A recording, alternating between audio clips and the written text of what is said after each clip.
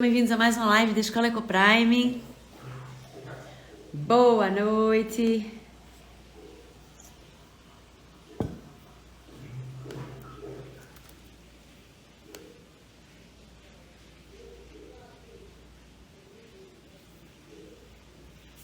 Boa noite, sejam bem-vindos a mais uma live da Escola Ecoprime. A gente vai conversar hoje sobre abuso infantil, 7 formas de proteger as nossas crianças.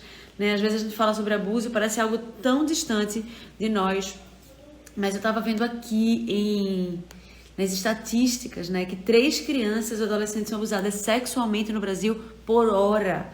E a gente acha que às vezes as coisas estão tão distantes e a questão do abuso sexual, ela não escolhe classe social, mas ela acontece em todos os níveis e a gente precisa estar muito atento em relação aos sinais para que nós possamos cumprir a nossa missão de pais, de proteger os nossos filhos. E hoje a gente vai estar recebendo tia Carlinha, que é uma serva do Senhor e tem atuado muito à frente de situações e de questões como essas, protegendo crianças, informando famílias a respeito desse tipo de situação.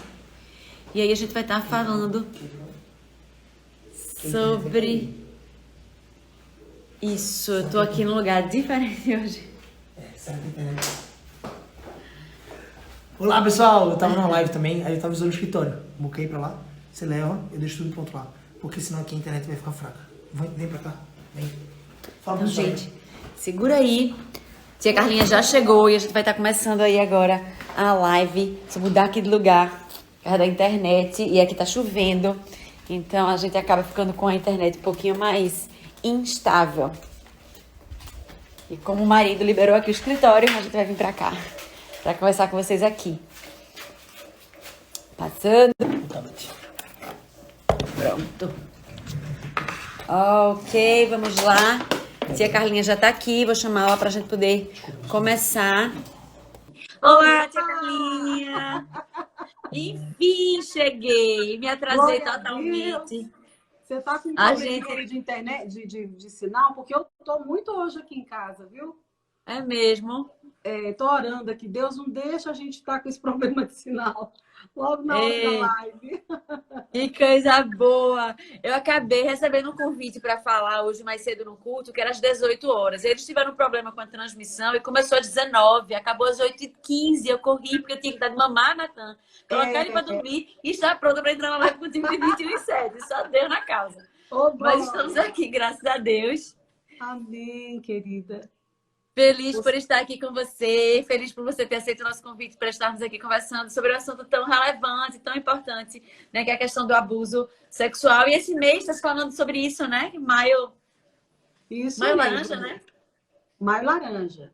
Você sabe que o Maio Laranja está fazendo aí, acho que 21 anos, e ele foi idealizado devido ao caso da menina Araceli, que foi terrivelmente, morta ali no Espírito Santo. Então, já fazem o que? Esse crime já faz, acho que mais de 44 anos, mas tem 21 anos que o Maio Laranja existe justamente por causa dessa história, né?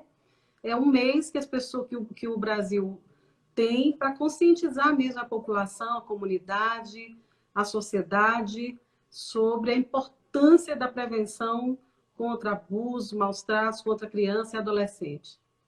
Perfeito. E eu estava vendo umas estatísticas, tia Carlinha, mostrando que 3 crianças ou adolescentes são abusadas sexualmente no Brasil a cada hora. Eu fiquei impressionada com esse dado. Porque é muito mais alarmante do que eu achava que era. Isso, E às vezes a gente acha que está tão distante da gente, né? Isso mesmo, Andressa. Geralmente, a pesquisa é isso mesmo. De 3 a 4 crianças são abusadas a cada hora. E o interessante é que o número é sempre mais meninas, né? Tanto na primeira infância, quanto na adolescência, na juventude, e a mulher, né? Que é estuprada também e violentada. Sempre o sexo feminino tem ganhado aí nas estatísticas de violência. Perfeito. Mas, tia Carlinha, a gente já está entrando no assunto, mas antes de entrar, queria me apresentar, né? Quem não me conhece, meu nome é Andressa Oliveira, sou diretora da Ecoprime, da Escola Ecoprime, tenho tido o privilégio de dirigir essa escola há mais de 10 anos. É uma escola, tia Carlinha, confessional. Nós somos bilíngues e cristãos e temos entendido nos últimos anos a nossa missão de conduzir os nossos alunos a Deus, né? A gente entende que a missão da Glória a família é Deus. conduzir os filhos a Deus e nós, Amém. quanto parceiros da família, nós conduzimos os nossos alunos a Deus. Então, temos aí lutado por esse trabalho e daí surgiu as nossas lives com o intuito de formar as famílias, né, a partir de uma cosmovisão bíblica e cristã dentro no que tange a criação de filhos e a educação cristã. E a gente hoje trouxe esse assunto, né, que às vezes parece estar distante, mas que está tão perto. E convidamos aí a tia Carlinha, que está à frente, né, do ministério, que trabalha com isso. Eu queria que você falasse um pouquinho para a gente do seu ministério, falasse um pouquinho de quem é a tia Carlinha, né, Então, para que as pessoas possam te conhecer melhor. obrigada, Andressa. Logo, assim, deixa eu logo agradecer aqui o convite. Eu me sinto honrada. E hoje mesmo eu coloquei um comentário que geralmente eu não comento assim quando eu não conheço uma instituição, mas quando eu percebi que a escola era cristã, eu já coloquei então uma escola importante, porque eu sou fã das escolas cristãs no Brasil. Eu sou uma das que levanta a bandeira número 1. Meu filho estuda desde pequenininho uma escola cristã, ele é adolescente, permanece numa escola cristã. E eu sou fã. Por onde eu vou, por onde eu dou palestra, nos seminários aqui que a gente coordena, tudo eu faço esse apelo. Se possível, aquele pai que pode colocar um filho no colégio cristão e tiver que escolher e puder fazer um esforço para colocar esse filho, priorize um colégio cristão para os filhos. Então, quando eu soube que a instituição aí era cristã, eu fiquei muito feliz. Eu falei, faço questão de colocar aqui, até para divulgar a escola, porque eu realmente bato palma quando alguém tem essa coragem de construir um colégio cristão com essas bases. Porque a Bíblia é um instrumento que vai direcionar tudo na vida, né? Ela é o caminho, ela é a luz, ela é que vai direcionar os passos da vida de um ser humano. Então, quando a gente vê uma escola baseada nesses princípios, princípios que pode passar geração e geração, mas eles não mudam, são princípios imutáveis, irrevogáveis, pode vir lei na nossa nação querer transformar, mas não muda. São princípios que não vão mudar. Então, quando a gente vê escolas assim, realmente para nós é uma alegria. Então, fiquei muito feliz, quero agradecer ao Edja aí, que é a nossa ponte, parece que ela é sua prima, né? É, minha prima. E aí foi quando eu conheci também você, ela, né, tinha falado, e eu, assim, é uma alegria. Eu a conheci quando eu estive ali em Israel, um amor de pessoa, essa família que a gente ama tanto, e é uma alegria a gente poder estar aqui servindo. Olha ela aí, o Edson, um beijo, amiga preciosa. E falar de mim, eu não sou muito fã, não. Eu gosto que os outros falem, porque é tão difícil a gente falar da gente às vezes, mas eu vou dar aqui falar rapidamente. Eu sou filha, eu sou esposa de um marido abençoado, maravilhoso, eu sou mãe de um filho abençoado, maravilhoso, adolescente. Eu sou aqui uma missionária aqui em Brasília, coordeno um seminário e sou idealizadora desse seminário, Seminário Nacional Eu Amo Crianças. Coordeno um projeto social chamado Projeto Social Levando Amor, que é justamente levando amor às escolas públicas aqui em Brasília e também algumas instituições são núcleos socioeducativos, onde meninos estão ali, a gente não fala preso, mas é como se fosse, né, meninos acolhidos pelo governo para ali quando realmente cometem algum crime. Então, ficam ali nesses núcleos socioeducativos. Bom, essa é a minha, vamos dizer, aí tem os cursos que eu fiz na vida, evangelista de criança, bacharel em teologia, por aí vai. Mas eu estou aqui hoje como uma humilde serva para aprender com vocês também. Toda live que a gente faz, a gente vive aprendendo, né? É A gente verdade. aprende uns com os outros, é uma troca, isso é maravilhoso. É verdade, Carlinha. Me fala um pouquinho dessa tua trajetória com esse trabalho de abuso sexual. Tens trabalhado com isso, né, nessa frente.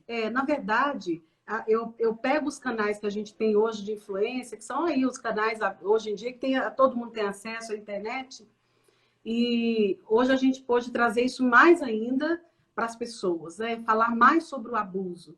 Mas desde que a gente tem um ministério com crianças, que no meu caso, há mais de 20 anos, a gente bate nessa tecla. Agora, de 12 anos, eu vou dizer 12, 13 anos para cá, foi o período onde as igrejas estão aprendendo mais sobre isso. Antigamente era um tabu. A gente não ouvia falar sobre a prevenção de abuso contra criança e adolescente dentro das igrejas. Isso ainda era um tabu, era um mistério, não se podia falar. Quando fosse falar, tinha que falar com muito cuidado, não podia falar as palavras corretamente. Então, hoje, quando a gente tem esse leque de tantos materiais, tantos vídeos, tantas lives, tantas pessoas aprendendo, querendo sentar e aprender sobre esse tipo de assunto, que para mim é tão relevante também, eu fico maravilhada. Mas, assim, outrora isso era um tabu. Hoje é algo mais aberto, graças também a Deus e à internet, que está podendo levar esse tipo de informação a milhares de pessoas, a milhares de famílias. Mas não se falava. Muita gente até fala assim, poxa, antigamente não tinha tanto abuso, né? Antigamente a gente não via tanto isso. Realmente não se via porque a gente não sabia o nome que se dava àqueles abusos. As pessoas não sabiam o que era abuso. Então, por não saber o que era abuso, ninguém se falava, nós não tínhamos tanto meio de comunicação aberto, onde as pessoas podem estar informando. Então, nós temos a geração, e eu tenho falado isso com alguns amigos especialistas, que graças a Deus nós temos a geração que mais está aberta para aprender e tem aprendido sobre abuso e sobre proteger criança e adolescente. Porém... Carlinha, e eu vi que em 2011 é que o governo começou a notificar os casos, porque antes disso não tinha nem notificação, a gente não tinha nem ideia de quantos casos existiam. Não tinha. Nós não tínhamos um telefone para ligar, nós não tínhamos disque denúncia como tem hoje, nós não tínhamos... Você vê que o ECA, apesar que fez 30 anos, né? O ECA fez 30 anos, acho que no ano passado. Eu trouxe até aqui um modelinho, daqui a pouquinho vou mostrar para vocês, em forma de desenho. Mas o Estatuto da Criança e do Adolescente tem 30 anos, ou seja, tem 30 anos que ele existe, mas as pessoas começaram a falar bem depois sobre o Estatuto da Criança, né? Até as pessoas que, de repente, estudam mais o direito e estudam mais essa área da proteção mesmo, muitos eram leigos sobre essa área.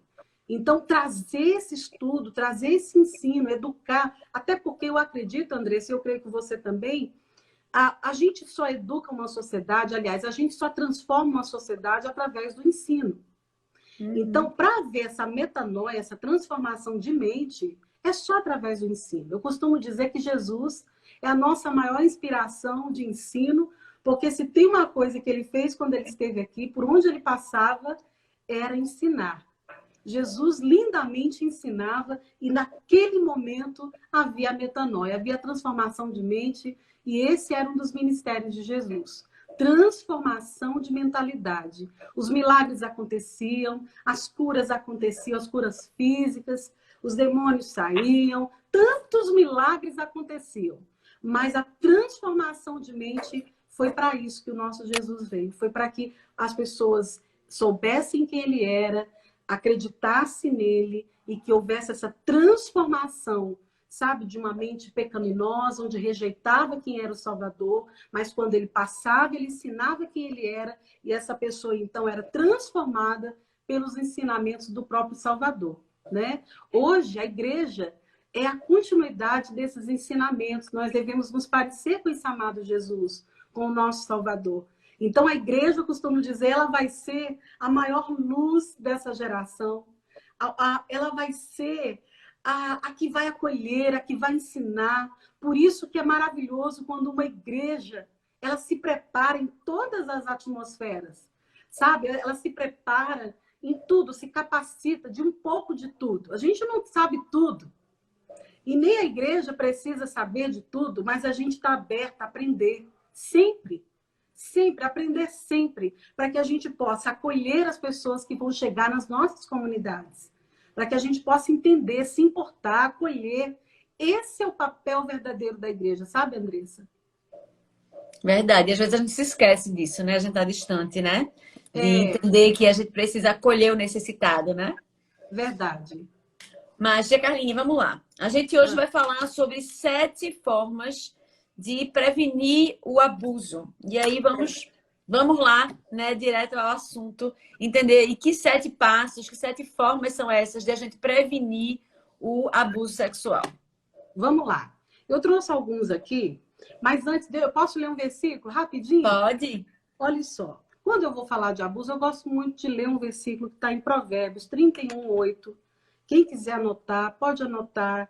Se tiver aí com um papel. Inclusive, eu gosto de pedir merchandising para esse tipo de live, eu gosto de fazer, porque é uma live de transformação. Então, se você puder enviar esse avião aí para mais 5 pessoas, talvez você vai ajudar 5 famílias a se proteger e proteger seus filhos. Então, seja um agente de transformação nessa live hoje. Envie esse avião aí para pelo menos 5 pessoas. Mas olha, vamos lá. Provérbios 31:8 diz: erga a voz em favor dos que não podem defender-se. O direito dos fracos não pode defender-se, né? O direito dos fracos. Interceder pelos desprivilegiados. Não, gente, estou lendo errado. Peraí. Erga a voz em favor dos que não podem defender-se. Seja o defensor de todos os desamparados. Provérbios 31:8. É um versículo que eu gosto. Ele é simples, mas ele tem tudo a ver com a proteção da infância e do adolescente. A gente sabe que criança é vulnerável, que o adolescente também, que eles estão expostos a tantas coisas nesse mundo, se não tiver alguém para direcionar, para corrigir, para colocar limite, para amar, para acolher. Então, esse versículo é lindo. Erga a voz. Nós estamos aqui para erguer essa voz. Nós estamos aqui para dar a voz e nós estamos aqui para erguer, para proteger, para cuidar. E quem são essas pessoas, né? Nós, pais, em primeiro lugar. Os pais são os primeiros responsáveis a cuidar, a proteger das suas crianças. Não adianta, gente, esses dias eu dei algumas palestras sobre transferência de responsabilidade, transferindo a criação, a educação dos filhos. E se tem uma coisa que a gente tem percebido em nossa época, ainda muito tem acontecido isso, que é essa transferência de responsabilidade. Os pais, muitos pais, continuam transferindo as suas responsabilidades para as instituições, para a escola, para a igreja, para a babá, para os aparelhos eletrônicos, para a vovó, para o vovô. E a gente esquece, muitas vezes, de estar batendo nessa tecla, porque tem que ser falado. Uma outra coisa que eu gostaria também de começar a falar, de tudo que nós vamos falar aqui hoje, eu acho que o maior problema de uma sociedade, e que em todos os aspectos, quando começa a ver assim, pesquisa de abuso, o Brasil está no ranking, vamos dizer, eu até anotei que eu acho que o Brasil está no ranking, vou até ler essa pesquisa para vocês, é o 7º país da América do Sul de gravidez na adolescência. É o 4º país do mundo em casamento infantil, tá, gente? A gente, às vezes, olha aí outros países que, de repente, estão casando meninas tão novas, mas a gente esquece que o nosso é o 4º país de casamento infantil. Você disse aí que a cada 1 hora 3 ou 4 crianças são abusadas. Bom, a gente começa a ver, meu Deus, a nossa nação caminha muito mal aí nas pesquisas. E aí a gente olha assim, bom, isso aqui é culpa do governo, isso é culpa da escola, isso é culpa da igreja, isso é culpa... A gente começa a procurar um monte de culpados. Mas quando a gente faz um estudo mesmo, afinco, e a gente começa à luz da palavra, a gente começa a estudar todos os aspectos dessa sociedade, dessa nação, o que rege essa nação, o que tem acontecido, a gente percebe que o maior problema é a disfunção familiar. Tudo vai começar numa família. Isso tem que ser cravado em nosso coração. Tudo começa na primeira instituição que Deus fez, que é a família. Olha que riqueza. Se a gente fortalece as famílias, se as famílias têm acesso à informação, se as famílias vão ter acesso a Deus, e aí eu quero colocar, não como talvez aqui uma profissional, mas como mesmo uma teóloga, alguma missionária, alguém que ame essa coisa de vidas. Se as famílias priorizassem Deus, colocassem Deus como centro, procurassem ali aprender sobre tudo que envolve família, nós teríamos então uma sociedade muito abençoada. Muito mais abençoada. Onde entra Deus é abençoado. Aonde Deus é primazia é abençoado. E há uma diferença, porque assim, muitas pessoas falam, mas Nós somos um país muito mais cristão do que todas as nações e tal, do que tantas nações. Realmente, nós somos cristãos. Nós somos um país onde a maioria aqui é cristão. Mas nós somos cristãos religiosos, a gente realmente, de fato, tem seguido os princípios que Deus deixou para a família.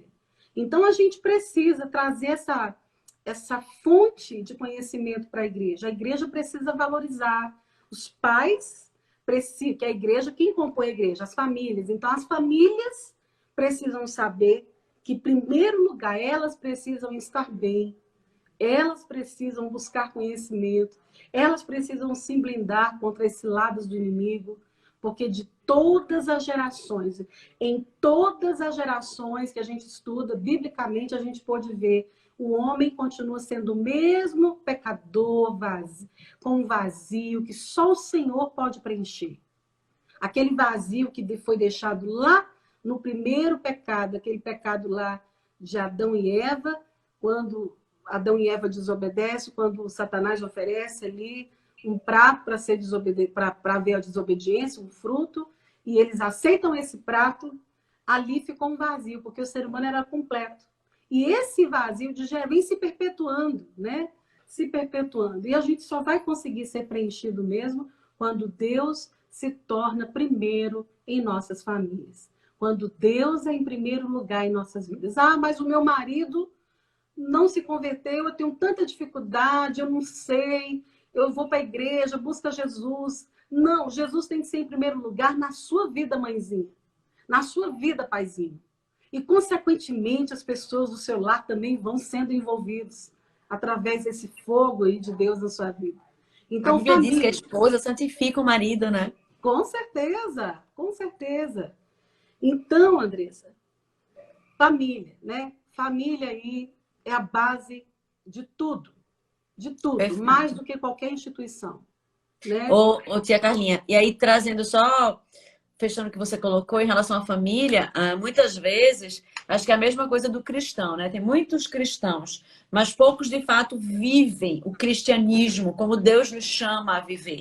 Porque a gente está tão iludido com o que a gente vê por aí, né? E a gente tem tão pouco, acho que cada vez menos buscado na palavra de Deus a luz, né? Que a Bíblia diz que a palavra de Deus ela é luz para os nossos caminhos, né? Ela aponta, ela aponta onde é que nós devemos seguir e ela nos dá o norte. Então, muitas vezes nós estamos perdidos dentro das nossas famílias, em relação aos nossos papéis, mulheres e maridos, né? A questão do casamento que muitas vezes se desfaz pela falta de entendimento da santidade do casamento diante de Deus, né? Então, tudo isso afeta, né, e traz essa disfunção familiar. E o entendimento de pais e mães quanto autoridades, né, diante dos seus filhos, embaixadores de Deus na vida dos seus filhos, né, representantes dele, do seu amor, da sua instrução, da sua disciplina, né? Então, a gente tem realmente, quanto família, se perdido em muitos aspectos, né? E se perdido no sentido do entendimento de que eu fui chamada para cuidar,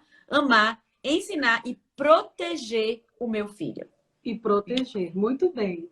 Quando a gente vai estudar sobre problemas emocionais graves que os adultos têm, a gente percebe que a maioria, eu vou dizer assim, 98% dos grandes problemas, eu falo isso porque eu tenho uma irmã psicóloga, eu também estudei a vida inteira inteligência emocional, amo. E quando a gente vai ouvir pessoas, vai conversar com pessoas, tudo volta para uma infância, uma adolescência, uma juventude. E aonde foi? Qual foi o ambiente que essa pessoa gerou um trauma, gerou um problema grave? Foi sempre no seio familiar. Olha que triste. É no seio familiar onde a gente tem a maior direção de amor, referência de amor, mas também pode ser a maior referência de tristeza, de traumas, de dores, de abusos, de sofrimento. E olha, Andressa, a gente tem aí, tá vendo? É uma balança. E as pessoas precisavam entender sobre isso. Tanto que quando a gente vai falar de abuso, a gente compara a uma casa, né? Porque a casa, a gente tem a nossa casa como um lugar de acolhimento, de proteção. Quando um abusador entra e violenta alguém, seja emocionalmente, fisicamente, ele entra nessa casa sem avisar, ele é o ladrão daquela noite. Ele entra numa casa, ele rouba ou assalta essa casa. e ele ainda deixa tudo bagunçado nessa casa. Assim age um abusador. Agora, imagina um abusador no seio familiar, que triste. E olha o que as pesquisas dizem, que a maioria dos abusadores estão no seio familiar. Olha quantos desajustes nós vamos tendo dentro de uma sociedade para resolver. E olha a importância da igreja se equipar. A importância da igreja entender isso. A importância da igreja saber que existe salvação, que existe ajuda, que existe uma forma de ajudar essas pessoas que vão chegar machucadas, feridas. Agora, olha a importância da igreja em orientar pais de crianças para que isso não venha acontecer. Então, assim, é muito rico, né? É muito lindo cuidar de famílias. E aí eu trouxe aqui os primeiros pontos. Posso ler? Vamos embora. Vamos embora, então. Você me pediu 7 passos. São muitos, mas eu trouxe alguns aqui. E eu queria, assim, dizer o seguinte. O primeiro, eu acho que a gente precisa, então, entender que nós devemos fazer parte de uma rede de proteção. Sociedade. Aí vem a sociedade, né? O que contém a sociedade? As famílias, as instituições religiosas, as escolas, o governo, né? Tudo isso aí tem que estar unido. E quando há essa desconexão, ninguém fala a língua de ninguém, fica tudo bagunçado. Por anos, nós fomos todos assim, bagunçados. A igreja não conversava sobre política, a política também não informava o que eles faziam dentro da sociedade, a gente não tinha acesso ao que era feito, o que poderia fazer para proteger. Hoje a gente tem visto que está caminhando para tudo isso se conectar. Nós estamos dialogando mais. Esses dias eu conversando com um político, aí uma pessoa bem conhecida, ele falou, Carla, eu queria muito parabenizar vocês, porque a igreja, hoje, tem feito um papel mais relevante, se você entendesse o que eu estou dizendo, muitas vezes, do que o próprio governo, no sentido. Eu estou falando de anos, não estou falando só desse governo que tem atuado muito bem em relação à infância. Mas eu estou falando de outros anos aí, de outros governos que não faziam nada pela infância. A igreja chegou e tem mudado, a igreja tem promovido eventos para falar sobre isso, a igreja tem levantado pais e professores, treinando essas pessoas, para capacitar, tem dado treinamento em escolas. Então, assim, a igreja tem se movimentado. Olha que lindo. Então, nós queremos nos conectar. Igreja, família, política.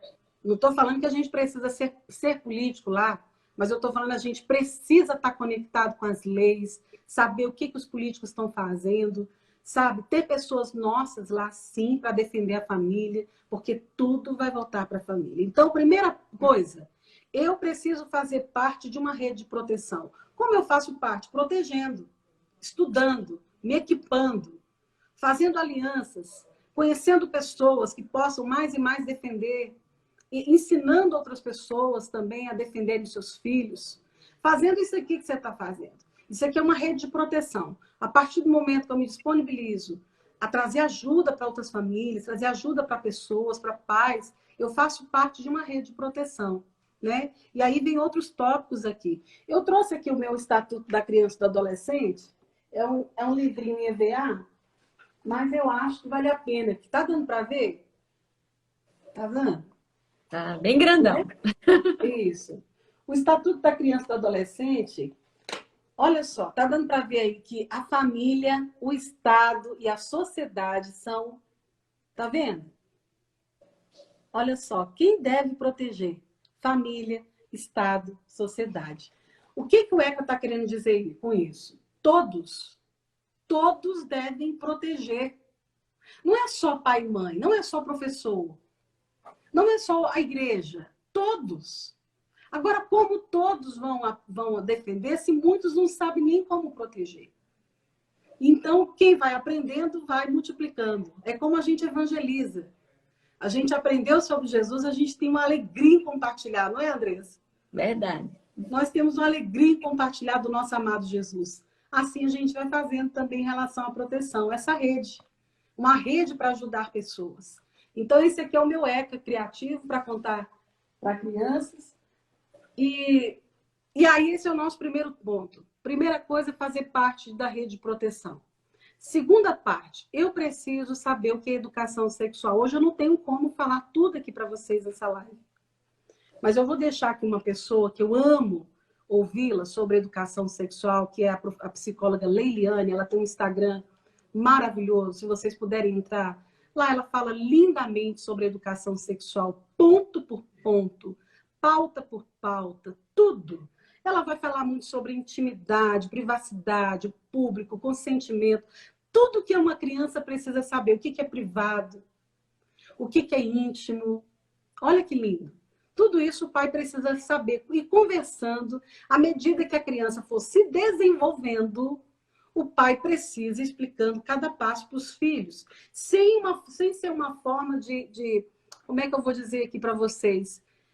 Não impondo o horário, o dia para conversar, mas isso sendo algo naturalmente, sabe? É no decorrer do desenvolvimento. Então, a primeira coisa que eu preciso saber hoje também, existe uma diferença entre eu ensinar sexo para um filho e existe uma diferença entre educação sexual.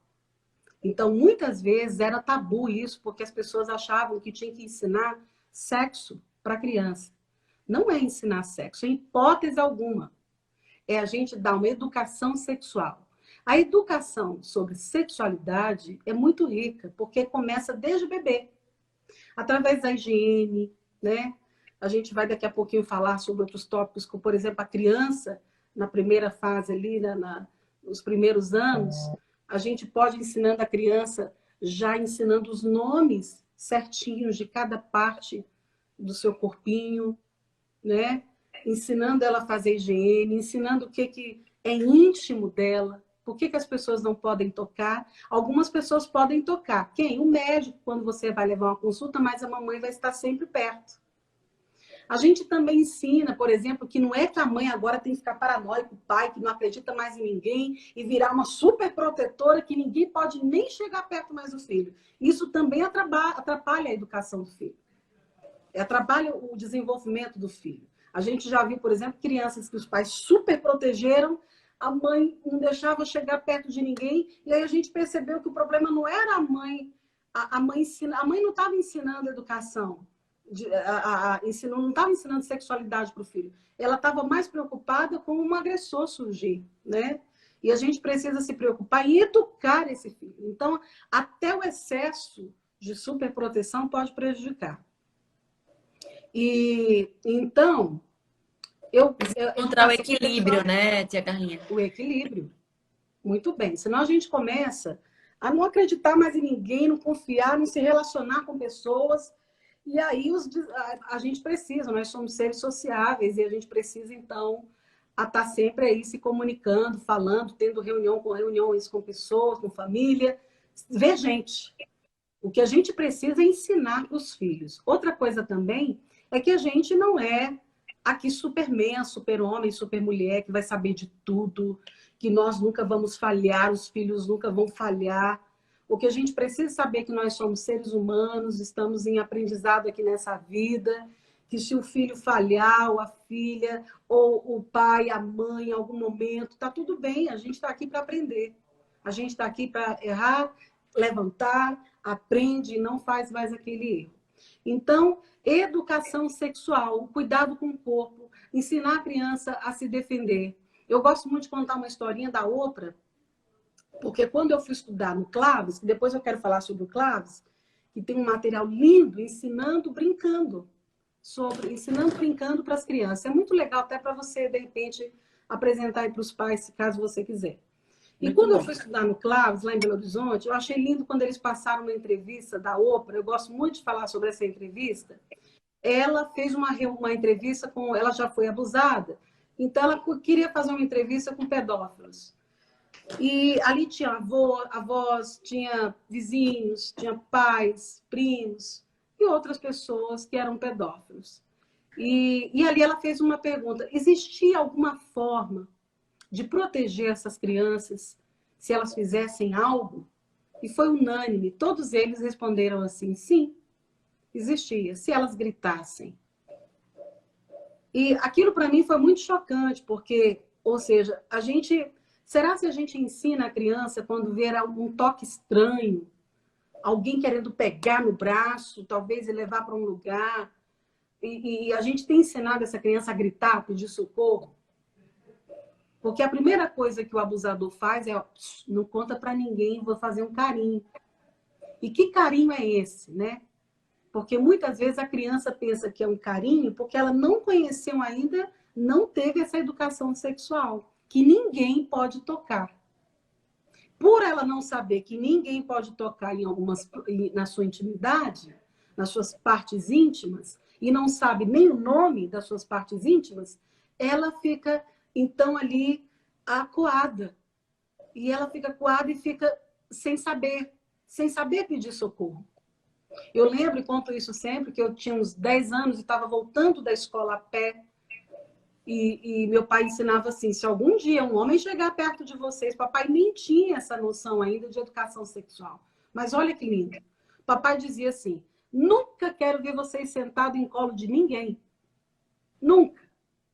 Não quero ver vocês se jogando nos braços de homem. Não quero ver vocês se jogando com a sainha de vocês, mostrando calcinha para ninguém. Então, fecha sempre as perninhas. E papai dizia, na hora que vocês veem um homem que fica perseguindo vocês, que quer pegar em vocês, vocês gritam e falam, eu estou vendo meu pai. Pai, vem aqui. Olha, papai me deu uma educação sexual sem saber o que era. Que riqueza. E eu um dia precisei usar essa educação sexual. Um dia voltando da escola, um homem pega no meu braço e fala, vem aqui, menina. E ali eu peguei, virei para ele. Papai me colocou no karatê quando eu tinha 6 anos de idade. Fica a dica, né? Aqui é uma família de faixa preta karatê. Papai é preto, mamãe é preta, só eu que sou marrom e minha irmã. Mas eles são tudo preto. E aí a gente entrou. E aí eu puxei meu braço e falei assim, papai! Já saí correndo. Ali eu fui livre de um abuso. Com certeza. Então, nós estamos ensinando os nossos filhos, precisamos ensinar, né? De uma forma correta. Não esqueçam de ver no Instagram da Leiliane sobre essa coisa da educação sexual passo a passo. Porque lá ela tem dias e dias de cursos gratuitos no Instagram, maravilhoso. E eu queria que vocês aprendessem passo a passo, porque eu não vou ter como ensinar aqui. Tá bom? Vamos para o próximo. Tem alguma dúvida sobre isso, Andressa? Não, tudo certinho. Preparada para o terceiro. Muito bem. Falando em educação sexual, preste bem atenção. Eu queria também falar que dentro dessa educação sexual, hoje a gente pode acrescentar a educação de uso de tecnologia. Porque quando eu falo da primeira infância, eu esqueço muitas vezes de falar do adolescente. Agora, preste atenção. Hoje, eu já chorei muito. Hoje eu tenho diminuído o choro, para não sofrer tanto. Mas eu já chorei muito ouvindo crianças que estão viciadas em pornografia. Criança de 6, 7, 8. Crianças de 10 anos que tem que ir para psicólogo fazer tratamento porque tem abstinência à pornografia. Agora, preste atenção. Nós precisamos educar os nossos filhos sobre tecnologia. Porque a gente vê hoje todo mundo dando palestra sobre essa área. Mas a gente esquece de falar do passo a passo. Os pais podem ter filtros nos celulares dos filhos. Os pais podem conversar sempre sobre o material adequado, sobre o que eles estão vendo. O comportamento de adolescentes e pré-adolescentes e crianças mudam quando estão com excesso de visualizando coisas pornográficas. Né? Por exemplo, hoje em dia existe muito adolescente que tem abusado de crianças menores. Quando vai estudar, vai ver essa mudança de comportamento desses meninos ou meninas, e que a gente pede pesquisa, o celular está lá, de repente já consumindo muito material pornográfico. E aí precisa de todo um tratamento aí psicológico desse adolescente e da criança que foi abusada. E isso tem acontecido, inclusive, entre irmãos, tá? É muito sério isso. Entre amiguinhos que vão dormir na casa do amigo, vizinhos, entre primos. Então, se possível, não deixe filho dormir em casa de ninguém. Traga os filhos dos outros para dormir na sua casa e você durma na sala com eles na noite do pijama. Tia Carla, mas você é radical. Sou radicalíssima nesse ponto. Por quê? Porque nós já vimos muitas coisas. E a prevenção sempre vai ser o melhor remédio. Prevenção vai ser o melhor remédio contra qualquer tipo de violência. Entendeu, Andressa? Verdade, perfeito. Essas dicas são bem importantes nessa conversa, principalmente quando você tem a oportunidade de conduzir os seus filhos, né? Junto com a palavra. A gente sempre tem uma conversa em casa. Eu tenho 4 filhos, um de 15, muitos meninos. Preparados para ter mais. Hoje. Mas eu tenho um vai fazer 15, outro vai fazer 13, uma menina de 8 anos que vai fazer 9 e um recém-nascido de 4 meses. Então, a gente tem uma conversa muito transparente com eles em relação ao que é o sexo, em relação à questão da pornografia, né? Que existe, que está aí, como eles devem fugir, como isso é abominável diante de Deus, como Deus se desagrada disso, como Deus ele quer que nós guardemos a pureza do nosso corpo e dos nossos olhos para o nosso cônjuge, para a nossa esposa, para o nosso marido. Então a gente tem todo o guia de proteção também na palavra, né? No sentido do ensino, né? Se a gente pega a Bíblia, a gente consegue conduzir os nossos filhos nesse sentido desde pequeno para entenderem o que é certo e o que é errado, o que eles devem ver e o que eles devem fugir, né? A léguas de distância. Maravilha, maravilha. Olha, deixa eu lhe falar uma coisa. Um dos pilares da educação de filhos vai ser o diálogo.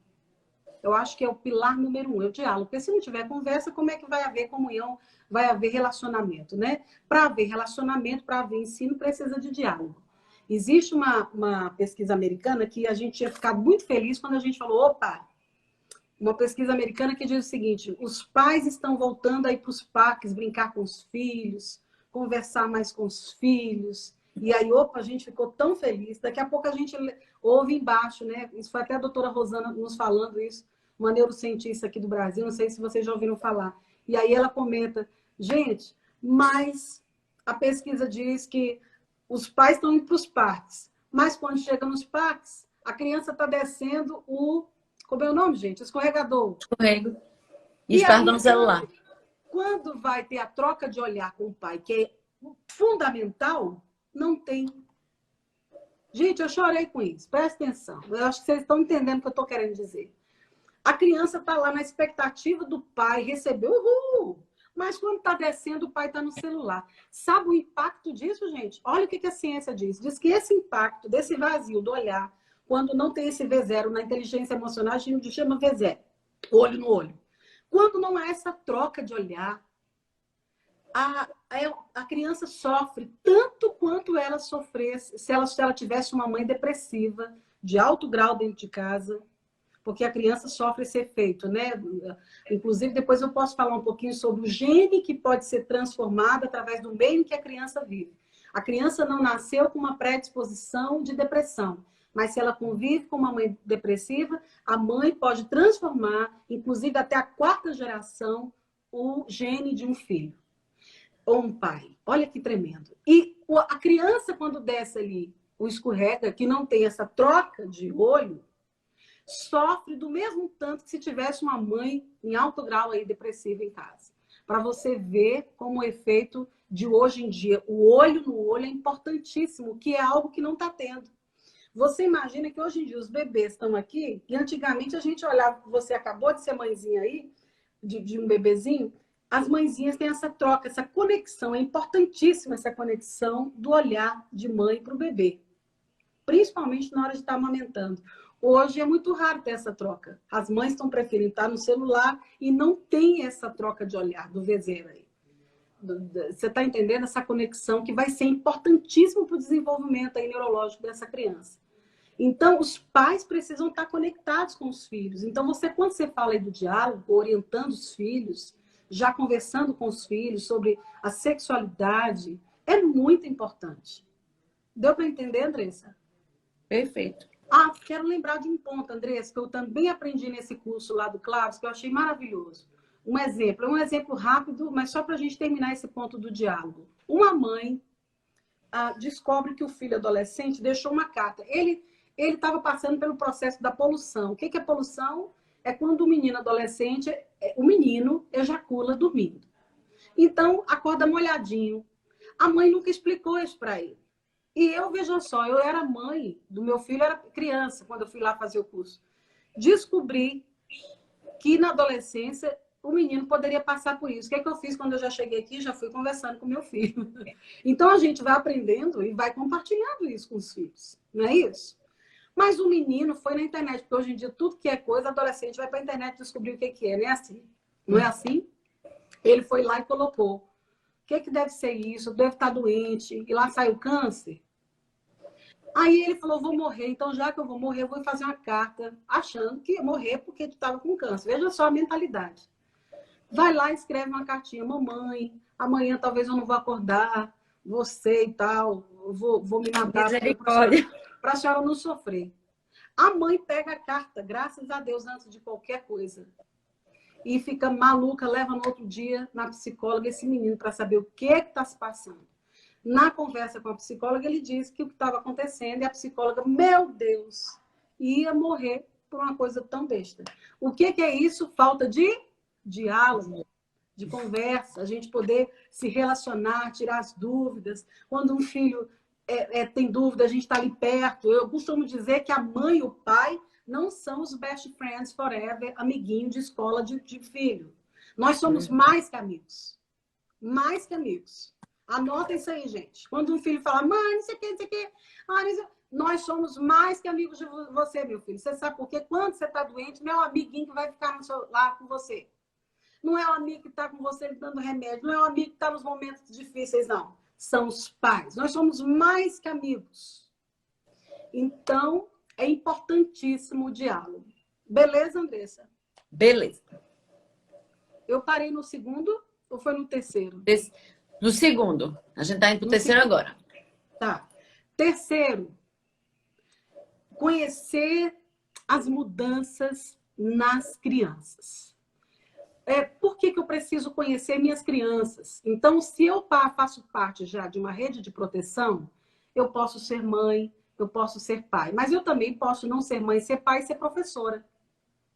Eu posso ser uma babá.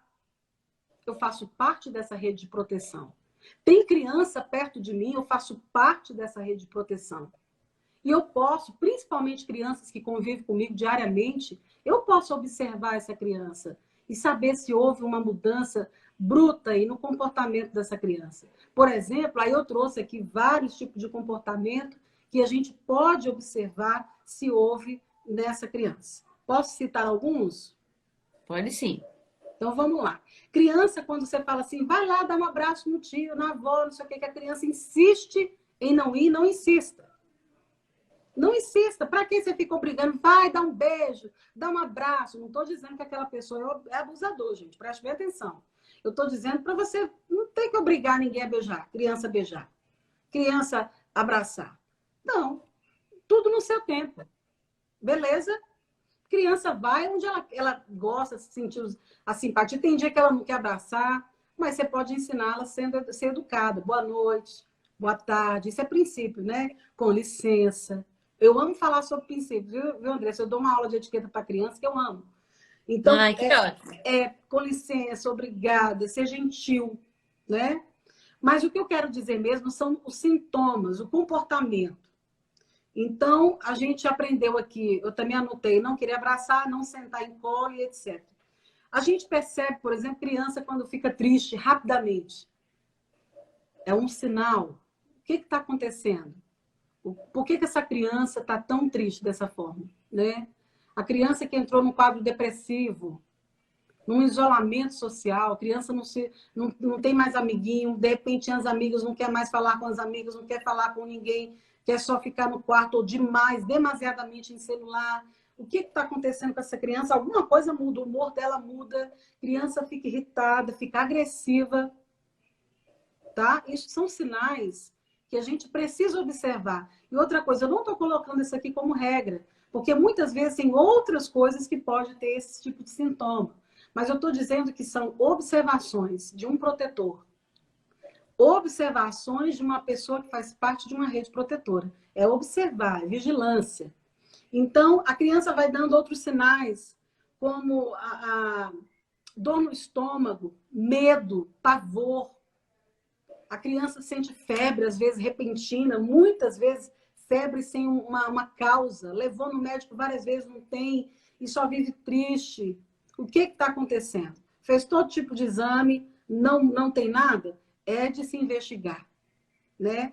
E, então, isso são alguns poucos, são vários tipos de sintomas que uma criança pode ter e que a gente pode estar aí em observação. Eu já vi casos e casos de professoras que já perceberam isso em escolas e chamaram a família, puderam ajudar várias famílias. Eu já vi casos de babás que perceberam isso também nas crianças e que realmente a criança depois foi acolhida e mudou. Então, a gente precisa estar atento. A gente já faz parte dessa rede de proteção e nós, então, somos guardiões dessas crianças. Amém? Amém. No caso de adolescentes, eu queria falar também um pouquinho. Por exemplo, meninas adolescentes começam a dizer assim, eu não quero me casar, tenho uma aversão a sexo. Eu tenho uma aversão ao sexo oposto. Eu não quero saber de casamento. Olha, você tem que começar a observar o linguajar dessa adolescente, né? O que está acontecendo? Então, assim, a gente precisa... São tantas dicas preciosas que a gente pode estar vendo, observando. E... Ô, tia Carlinha, pode falar. em relação até à questão de meninas e meninas adolescentes, eu acho que às vezes a gente precisa, quanto pais e mães, eu sou mãe de menina também, ter o cuidado na questão da vestimenta deles. Às vezes há uma adultização, não sei se existe essa palavra, adultização. Sim. Mas assim, de vestir as crianças como adultas e às vezes de forma sensual, mostrando barriga, shortinhos muito curtos, né? E aí elas vão crescendo e às vezes a gente acha, quando é pequena, a gente acha bonitinho, né? Mas aí quando vai crescendo, a gente ensina elas desde pequena a se vestirem. Então, quando elas vão ficando maiores, aquele mesmo comprimento de short que ela usava quando era pequenininha, ela vai usar quando ela tiver adolescente, né? Então, a gente precisa ensinar as nossas meninas a se vestirem de forma mais modesta, né? Sem sensualizar o corpo, como normalmente se faz, né? Como normalmente, até as lojas, né? Estimulam isso. Mas a gente, como povo separado, santo de Deus, né? A gente é chamado a viver e a se vestir de forma diferente. Então, ensinar as nossas filhas nessa questão da vestimenta, né? Eu acho que até... Andressa, a gente chama de sexualidade precoce. Está inculcado na nossa cultura. Está impregnado. Então, preste bem atenção. A nossa cultura traz uma sexualidade precoce muito grande. Através das canções, através dos desenhos, através das novelas, dos filmes, YouTubers, Netflix e por aí vai.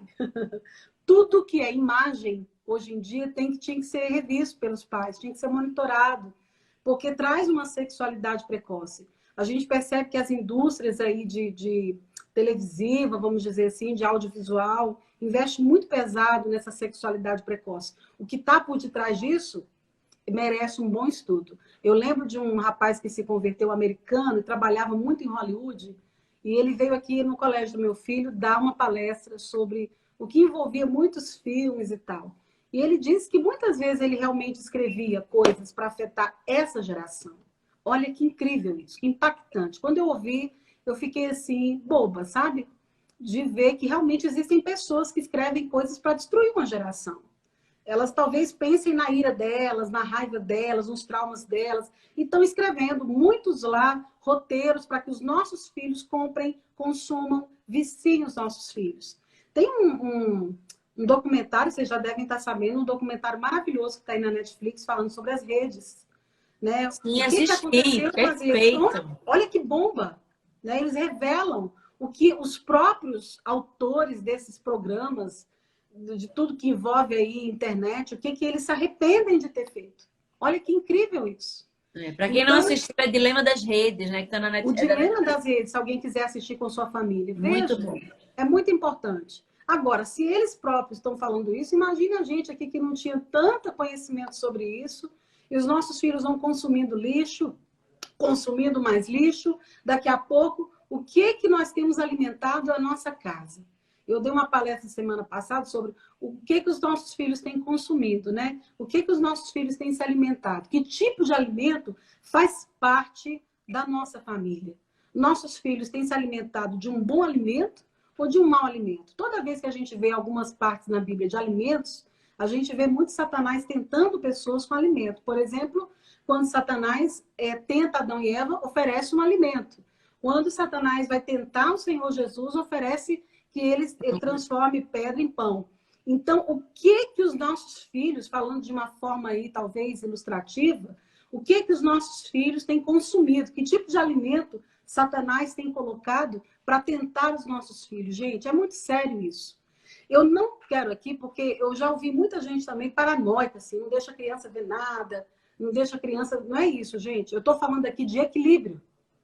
Hoje em dia as coisas são muito claras. Eu nem preciso mais de mensagem subliminar. Antigamente a gente estudava as mensagens subliminares. Hoje eu não preciso. O pai está ouvindo junto com o filho, bom, ele já chama o filho para conversar. No caso da primeira idade, da primeira infância, a gente tira mesmo. Na adolescência a gente vai conversando. Filho de Deus, você acha? A gente costuma dizer que o conversado não sai caro, né, Andressa? Você falou aí do diálogo com seus filhos, da adolescência. O conversado não sai caro. Quando eu falo sobre adolescente, eu digo o seguinte: converse com os adolescentes e entre em acordo sempre. Filho, isso aqui não, porque isso você viu, né, filho? E conversa com um grande amigo mesmo. Mas lembra do grande amigo?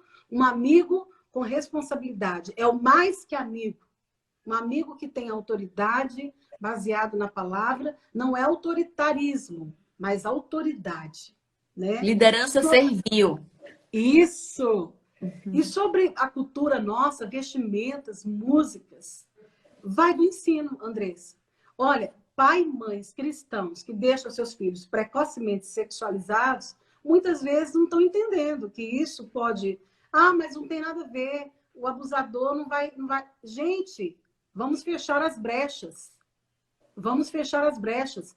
Qual é a necessidade de uma menina estar mostrando as pernas? Você desculpa aqui, eu gosto de falar abertamente, Andressa, porque o mundo fala abertamente. Isso. Por que a gente não pode falar? A igreja não pode falar abertamente para orientar. Então, preste bem atenção. Nossos filhos não precisam estar mostrando, expondo o seu corpinho. Vocês, pais, não precisam expor os filhos de vocês peladinhos tomando banho de piscina no Instagram. Eu vejo mãe postando, ai, minha filha está toda peladinha hoje e estou postando no Instagram, banhando na banheira. Não tem necessidade. Gente, olha, para vocês terem uma noção, os pedófilos... deixa eu até ver aqui a pesquisa, olha. Aqui, ó.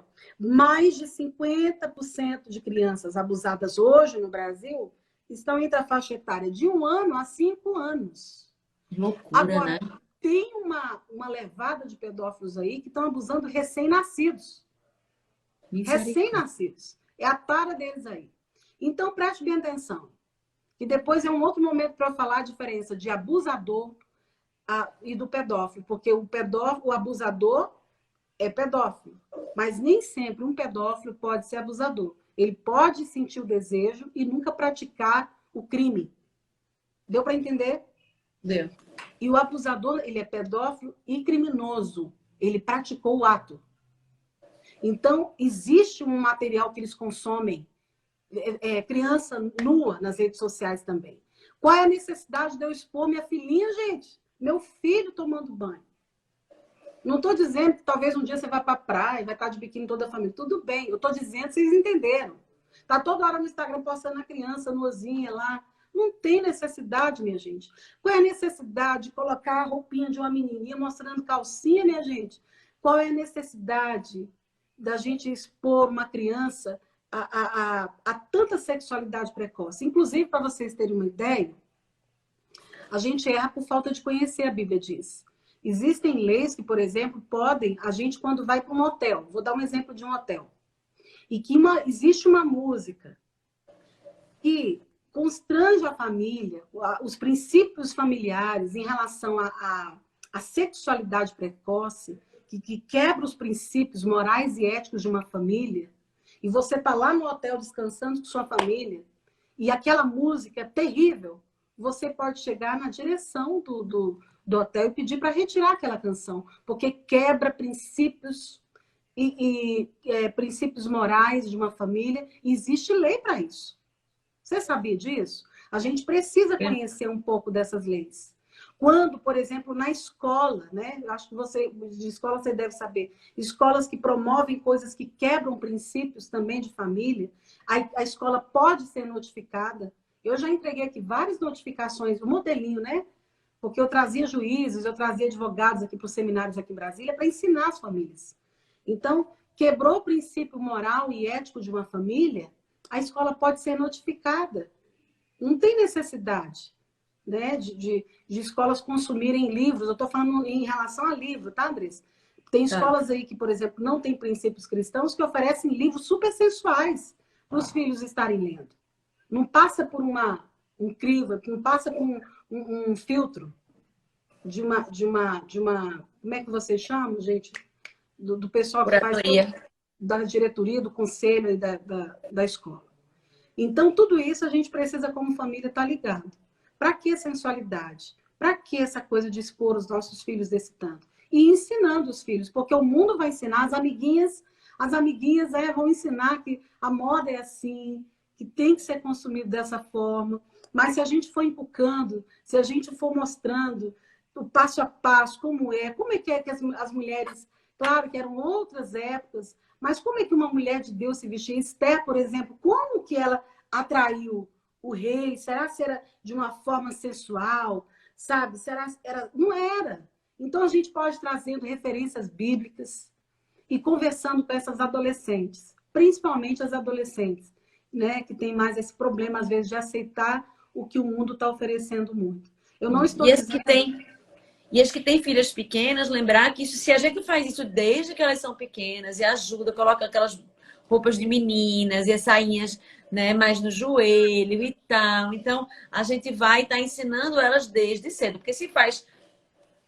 Fica assim, é criança, besteira, aí mostra a barriguinha, aí coloca a sainha curta. E aí, quando chega na adolescência, ela vai se vestir do mesmo jeito. Então, e aí, com a adolescente, a conversa é outra. É muito mais complicado. Você começar daqui. Antes. Isso. Né? Lógico que se você é mãe de adolescente e está ouvindo a gente, e de repente sua filha está vestindo short muito curto ou coisa assim, não é tarde, né? Vai lá, conversa com ela, instrui. Isso. Né? Mas é mais fácil. Eu estou em casa dando a faxina, eu estou usando o short curto. Não estou falando disso, gente. Eu estou falando que quando a sua filha for para um momento social, onde vão ter pessoas, por que sensualizar dessa forma? Por que expor, né? Isso. Então, assim, a gente precisa estar conversando com essas meninas, trazendo essa educação. Por isso que a educação sobre sexualidade, ela tem que começar muito cedo. Porque é uma trajetória. A gente vai construindo um caminho. Perfeito. Né? É muito bom. Então, vamos lá. Próximo. 4. Isso. Então, falei das crianças e tal. 4, eu preciso saber quem protege as crianças. Eu preciso saber quem protege. Então, a primeira coisa, tanto a igreja quanto as instituições, no caso de escola, tanto as famílias, precisam saber que existe um número no Brasil, o Disque 100. O Disque 100 você pode ligar anonimamente. Não precisa se informar quem você é. Olha que lindo. Não precisa informar quem você é e você pode salvar vidas. Então, eu já entendi que eu sou um guardião, eu já entendi que eu faço parte de uma rede de proteção e eu já entendi que eu tenho um número...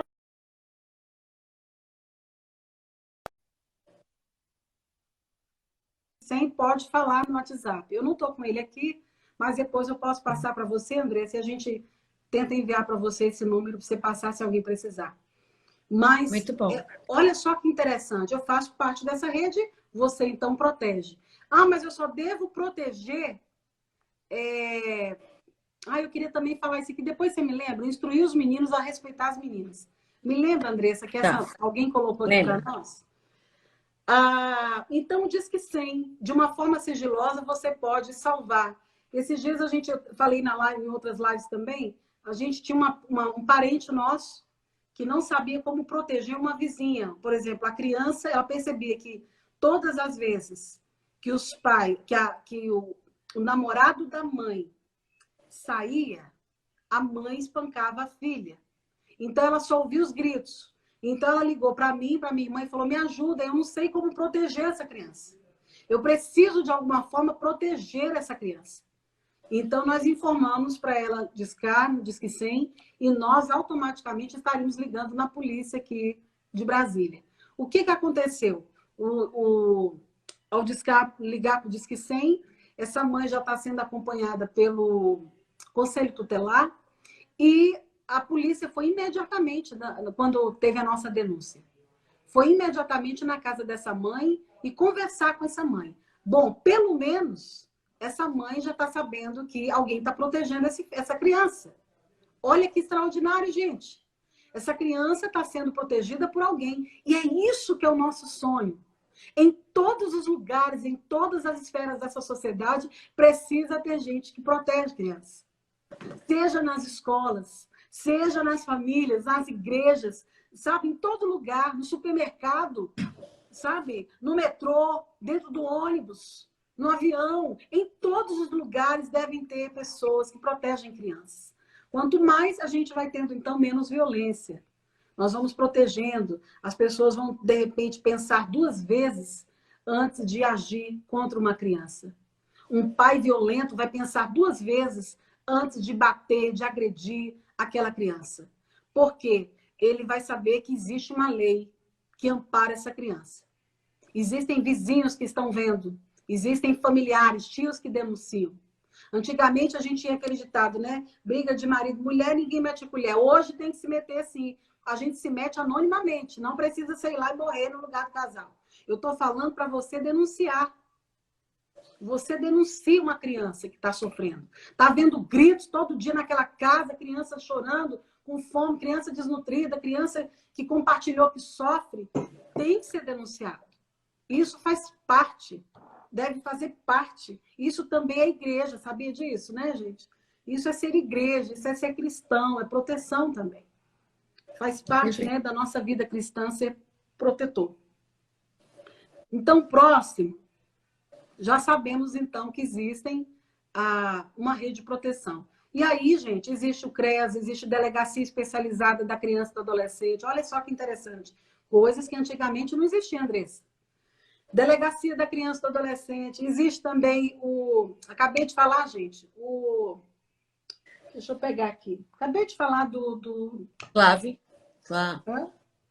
Não, do órgão que protege criança, que a gente até denunciou. ECA. Não, o ECA é onde está a legislação. Deixa eu lembrar aqui, peraí. Porque eu quero contar tudinho para vocês. Quem que protege, gente? Delegacia da Criança e do Adolescente. Aqui, ó. A Delegacia Especializada, Conselho Tutelar, tá? É o que eu estava Sim, dizendo. Conselho Tutelar. CREAS, Ministério Público, Disque 100. Tá aí. Todos os órgãos. Todos os órgãos. Eu preciso denunciar só quando eu ver um ato desse? Não. Eu faço parte de uma rede de proteção. Então, eu não preciso denunciar só quando eu ver um ato. Mas quando eu perceber que essa criança está em apuros. Deu para entender, gente? Uma coisa que a gente também tem falado, porque às vezes as pessoas falam só do abuso sexual, né, Andressa? E o abuso verbal. O abuso, a violência... quando a pessoa bate, agride, né, num filho, na mãe, por exemplo. Eu lembro de uma pesquisa também que diz que quando, por exemplo, os filhos veem um pai gritando com a mãe, é o mesmo efeito que ele tem que se estivesse batendo muito nele. Então, assim, quando um pai grita com a mãe, o efeito que aquele filho sente no corpo dele é como se ele tivesse levado toneladas de porrada. Porque ele tem pavor de ver a mãe sofrendo na violência doméstica, isso mesmo. Ele tem pavor de ver o pai gritando com a mãe. Olha que interessante. E é com a mãe. A voz, o grito, já está mais... Inclusive, eu já escrevi vários textos sobre isso no meu Instagram de seminário, falando sobre os efeitos do grito. O grito, gente, é um abuso terrível. Porque quantas crianças hoje, aliás, quantos adultos hoje têm pavor de tantas coisas devido a um grito, devido a uma atmosfera familiar, uma educação familiar toda baseada em gritos. Falta de respeito, xingamentos. Então, já está mais que provado pela ciência, eu não estou falando só como missionária agora, mas a ciência diz os efeitos terríveis que a violência verbal faz. Uma época, a gente estava organizando um acampamento aqui da igreja que a gente congrega, para crianças, e a Leila está até aqui, ela lembra disso comigo, eu gosto de falar disso também. Nós pedimos para as crianças escreverem sonhos, Andressa. Quais eram os sonhos que elas tinham? Então, era em média de 800 crianças que nós estávamos organizando ali o acampamento, e nós fomos ler carta por carta, porque algumas dessas crianças nós iríamos realizar os sonhos. Então, a gente estava esperando bicicleta, boneca, carrinho. E aí, para nossa surpresa, os sonhos eram que meu pai pare de beber e maltratar minha mãe. Que meu pai pare de gritar com a minha mãe. Que os meus pais parem de brigar. Aquilo foi chocante para nós, Andressa. Porque o que está acontecendo com as famílias? Até hoje eu me emociono, porque assim, o que está acontecendo? Por que essa disfunção toda? A gente sabe que o mundo jaz o maligno, a gente sabe que Satanás veio para matar e roubar, destruir, mas a gente nunca se acomoda em só ouvir essas notícias e ficar achando tudo bem, está tudo certo. Eu não posso me acostumar com essas estatísticas de morte, de sofrimento. Nós somos igreja, nós somos sal, nós somos luz. Então é para isso que nós estamos aqui. A nossa grande missão é para que as famílias passem por esse ensino e que haja uma transformação de mente, que é essa metanoia. Bom, já falei do Disque 100, o quinto, procurar todos os órgãos competentes, a pessoa pode procurar, isso faz parte da rede de proteção, Conselho Tutelar, Disque 100, tarará. O próximo, quando eu descubro que uma criança está sofrendo, eu ouço e eu acolho. Eu ouço e acolho. Eu estou sempre disponível para ouvir, acolher, ajudar, proteger. Então, eu vou ali ouvindo. Tem gente que já nem quer ouvir, né? Ah, não conta ali para fulano. Não, ouça. Se essa criança chegou até você e ela viu liberdade em você para compartilhar a sua dor, pelo amor de Deus, você foi premiado como um guardião. Ela viu muitas qualidades em você. Ela te escolheu para fazer parte da vida dela. E você foi premiado em ouvir. Olha que lindo. Ouça. Eu gosto de brincar treinando equipes dizendo o seguinte: a gente está num mundo onde mais pessoas fazem cursos de oratória do que escutatória. Porque o ouvir é tão maravilhoso quanto falar.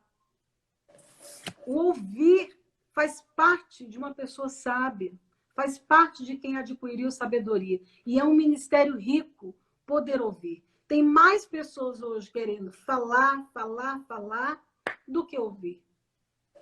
Então, assim, eu acho fantástico a gente procurar entender essa coisa do ouvir, do acolher e depois, então, buscar ajuda, né? Estou aonde? Estou em que número, Andressa? 6º. Vamos agora para o 7º. Para o 7º. O 7º, eu acho que eu coloquei aqui um resumo para vocês depois procurarem lá o perfil da Leiliane, da psicóloga Leiliane, que eu vou te passar e você passa para o pessoal, para descobrir justamente as etapas da educação sexual, sobre a sexualidade, que é intimidade, privacidade, o que é o público e o que é consentimento. Tá bom? Porque tudo isso a gente vai construindo ao longo do desenvolvimento da criança. Deixa eu ver aqui também. Deixa eu ver o que eu mais anotei aqui para passar para vocês. Tá, eu gostaria de falar também sobre... A gente tem educado, então, os nossos filhos. A gente está aprendendo tudo isso aqui para educar os nossos filhos bem. Todo pai, toda mãe sonha em ver os filhos bem. Agora, tem uma galera aí se preocupando em tirar tudo que você educou. Tudo que você construiu. E aí onde os pais precisam estar antenados, né? Que é aquilo que eu já vinha contando. Quem são essas pessoas por detrás de tantas influências? O que nossos filhos têm consumido? Qual tipo de alimento a gente tem colocado dentro das nossas casas? Quais são os pontos de contato? E agora, espiritualmente, eu queria falar agora. Quais são os pontos de contato dentro de casa que a gente traz muitas vezes? Ah, tia Carla, mas tudo é espiritual. Sim, nós somos regidos, nós somos seres espirituais e somos regidos por um mundo espiritual. A gente tem que parar com essa paranoia que tudo aqui é só matéria, fica aqui. Não, nós somos regidos por um mundo espiritual. Satanás está aí, ele não para. Se tem uma coisa que a gente, quando vai estudar a palavra de Deus, a gente aprende é que ele odeia vidas, que é a maior obra que o Senhor Deus fez. Então, ele quer matar mesmo, ele veio para matar mesmo. Roubar e destruir. É. Então, a gente faz o quê? A gente, sabendo disso, a gente está em vigilância. Em vigilância, educar é isso. Por isso que muita gente cansa rápido, não quer educar, terceiriza. Porque educar exige tempo, exige renúncia. Ser mãe exige renúncia. Ser pai exige renúncia. Porque tantos pais hoje, em tantos países, chutam balde e parece que não consegue. E aí entra o que a pergunta que uma moça que fez lindamente, que eu gosto de falar muito. Qual foi a pergunta dela? Ela disse: vamos ensinar os meninos a tratar bem as meninas. Bom, eu vou dizer para os dois, tanto os pais ensinar as meninas a tratarem bem os meninos, quanto os meninos a tratarem bem as meninas. A gente observa aí na adolescência que eles gostam muito de apelidar, e tal, e uns maltratam os outros, às vezes, com palavras. E essa coisa do respeito tem que existir na adolescência, a gente tem que ensinar também isso, né? Mas a gente também percebe que os meninos, às vezes, estão muito grosseirinhos mesmo, não estou generalizando, tá, gente? Alguns meninos têm esse perfil, muitas vezes, de maltratar as meninas, e as meninas já estão usando um linguajar. Sou feminista com 10 anos. Não sabe nem o que é feminismo, mas já está impregnado em nossa cultura. Tá vendo aí? Televisão fala, youtuber fala, vídeo fala, série fala. Então, tudo que está sendo visto está sendo o quê? Consumido. Está sendo impregnado. E aí chega a menina com 10 anos dizendo: sou feminista, tia. Você não sabe nem o que é feminista, minha filha. Eu vi meninas, às vezes, falando: tia, eu sou feminista, eu sou totalmente feminista, mas canta uma música de funk que fala que a menina tem que mostrar tudo, tem que descer, que o cara só usa a menina e depois joga fora. Que feminista é essa? Você não está sabendo nem que você está cantando. E aí, a gente precisa, então, estar orientando essas meninas sobre também o que é feminismo. Tem um perfil que eu amo, que é da Cris, que depois eu te passo. Ela é especialista em falar sobre feminismo e ela é contra o feminismo e, claro, à luz da palavra, ela vai explicar tudo direitinho. Vou passar para você depois esses dois perfis. Perfeito. Tá? Então, para resumir aqui hoje a nossa live... tá. Falando só, tentando lembrar aqui da pergunta da moça. As nossas meninas, então, serem ensinadas desde pequena sobre a feminilidade, sobre ser feminina, sobre cuidar do seu corpo, sobre ser gentil com os meninos. Ah, mas os meninos são grossos comigo. Não importa. A gente não erra em fazer o bem. A gente não peca em fazer o bem. Se o menino foi grosso com você, continue fazendo. Uma hora, ele vai ser influenciado por você, filha. Uma hora, ele vai se constranger porque você é educada. Porque você não rebate. Porque você é linda, educada, meiga. Agora, a partir do momento que começa a agredir com palavras, aí você chama a mamãe e o papai que a gente vai na escola. Os meninos, filho, as meninas são lindas, foram feitas por Deus. Sexo mais frágil, né? Oi? Nós somos um sexo mais frágil. As mulheres, elas foram feitas por Deus de forma mais delicada, né? As meninas são mais delicadas. Não adianta, a força medida de uma mulher é diferente, gente, de um homem. Tem coisas que eu não dou conta, que meu marido consegue pegar, mas eu não dou conta. E olha que eu sou mais gordinha que ele. Mas eu não dou conta de pegar determinado peso. A minha genética é diferente. Então, eu estou dando aqui um exemplo, tá, Andressa? Se a gente fosse entrar nesse assunto, é bem profundo, porque uma feminista pode estar nos ouvindo dizendo assim: não tem nada a ver. Mas tem a ver. A gente está aqui falando de princípios bíblicos que a gente crê, e é o que a gente crê que não muda, e a gente respeita as opiniões, mas hoje a gente está aqui falando daquilo que a gente acredita. Então, é isso. A gente ensinar os meninos desde pequeno a respeitarem as meninas, a honrarem essas meninas. Ai, mãe, mas tem umas meninas lá que são terríveis. Elas me chutam, elas têm hora que me xinga. Filho, se chutar, você tem o direito de reclamar e ir na direção. E me chama também. Chama seu pai que nós vamos. Agora, você pode virar para ela e falar: não me chuta. Eu não chuto você. Eu não estou aqui brigando com você, eu queria que você me respeitasse. Na hora, essa menina vai se constranger. E aí você fala, olha, eu te acho tão bonita, você é tão legal, por que você está fazendo isso? Na hora você constrange essa menina. Então não revida, filho. Faz o contrário. É melhor você falar coisas que vai constrangê-la, que vai elogiar, ela vai refletir do que você vingar. Porque vai gerar violência. E aí eu queria entrar em outros assuntos, por exemplo, como o Brasil está copiando alguns crimes aí que não existiam no Brasil, por exemplo, crimes programados por jovens. Aqui em Brasília foi desfeito semana passada. Hoje foi mais uma matéria de um outro crime de jovem adolescente que tinha preparado tudo na internet para matar nas escolas. E por aí vai. E a gente, como educador cristão, eu tenho falado sobre isso há muitos anos, falando que influência é essa que é americana, que muitos meninos do Brasil estão vendo, e a internet influencia muito, porque eles começam com as redes, vazios de coração. E por que um menino desse chega a fazer esse tipo de crime, gente? Quando você começa a estudar o perfil dele, vai atrás, você vai ver disfunção familiar, gente. A não ser um problema psiquiátrico, mas é muito raro. A não ser que ele desencadeou um problema emocional por causa da disfunção familiar, minha gente. Entendeu? Tudo começa onde, minha gente? Na família. Tudo começa na família. Guardem isso. Vamos guardar isso sempre. Nossas famílias não são perfeitas, mas é a obra mais perfeita que Deus fez para a gente cuidar. A Bíblia fala que, eu até marquei para vocês, se alguém não cuida dos seus, especialmente da sua própria família, negou a fé. Olha, 1 Timóteo 5,8 diz isso. Eu trouxe aqui um modelo de casa, que eu sei que a gente está terminando, mas será se eu posso mostrar para vocês rapidinho um modelo de casinha de lares que tem Jesus e de lares que não tem Jesus como a prioridade? Posso? Eu mandei fazer umas casinhas aqui de papelão, uma época para dar palestra para famílias. Aqui eu coloquei famílias à mesa, porque eu amo também essa coisa do contexto mesa. Tá dando para ver? Carlinha, tem como distanciar um pouquinho, porque tá bem... Não tá dando para ver direito. Melhorou? Vá me falando. Melhorou. Se puder distanciar um pouquinho mais, ótimo. Aí... Tá bom. Tá dando para ver que lá dentro tem a plaquinha tempo, amor, tá dando para ver? Tá dando para ver. Tá dando para ver que lá tem a plaquinha união.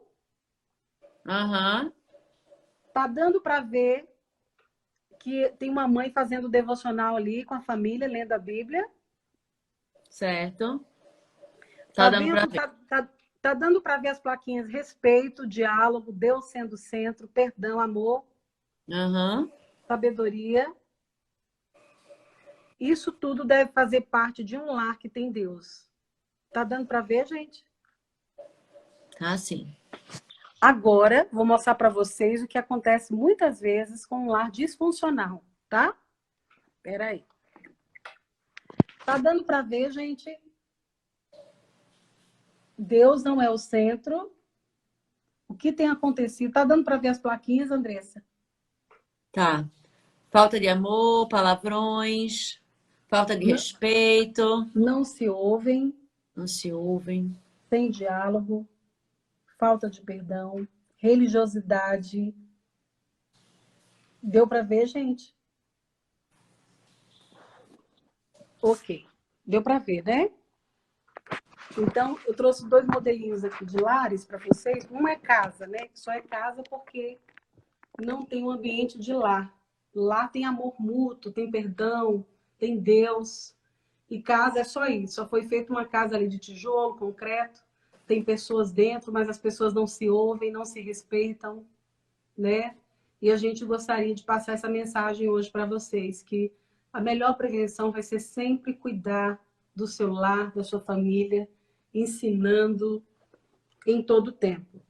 Eu queria mostrar aqui para vocês, Andressa, um livro... Tia Carlinha, você trouxe a questão da metanoia no início, né? Falando da questão da transformação. E aí eu só queria fechar, assim, trazendo que só há transformação em Cristo, né? A verdadeira transformação acontece, né, quando através do nosso coração é tomado pelo Evangelho de Cristo e aí o nosso coração é verdadeiramente transformado, né? Então, Amém.